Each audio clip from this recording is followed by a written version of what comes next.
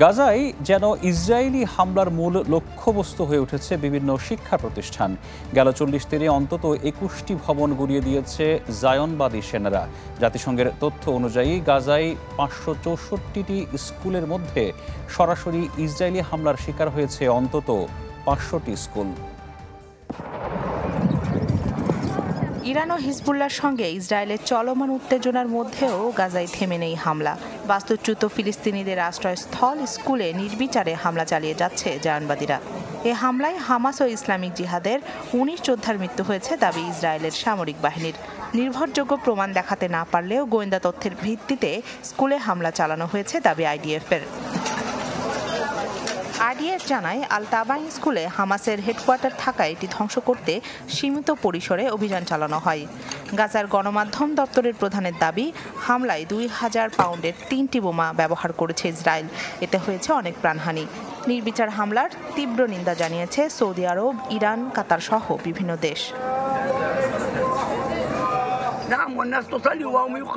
আমরা যখন নামাজের প্রস্তুতি নিচ্ছিলাম এমন সময় হামলা চালিয়েছে তারা। আমরা সাধারণ মানুষ, তাদের সাথে যুদ্ধ করছি না বা কোনো ধরনের অস্ত্র নেই আমাদের কাছে। তারপরও থামছেই না ইসরায়েলি সেনারা।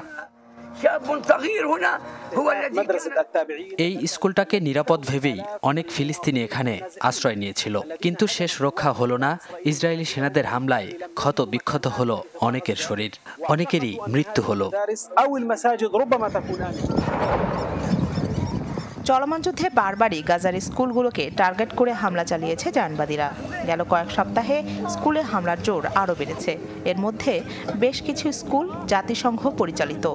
জাতিসংঘের তথ্য মতে গাজায় 564টি স্কুলের মধ্যে সরাসরি ইসরায়েল হামলার শিকার হয়েছে অন্তত 500টি। এদিকে বিমান থেকে হামলা চালানো হচ্ছে খান ইউনিসের বানি সুহেইলা ও আবাসন আল কাবিরা এলাকায়। শরণার্থীর তাঁবু ও বেসামরিকদের ঘরবাড়ি লক্ষ্য করে ছোড়া হচ্ছে ক্ষেপণাস্ত্র। ফের খান ইউনিস ছাড়তে বাস্তুচ্যুত ফিলিস্তিনিদের দেয়া হয়েছে নির্দেশ। রাখি জেসমিন, চ্যানেল 24।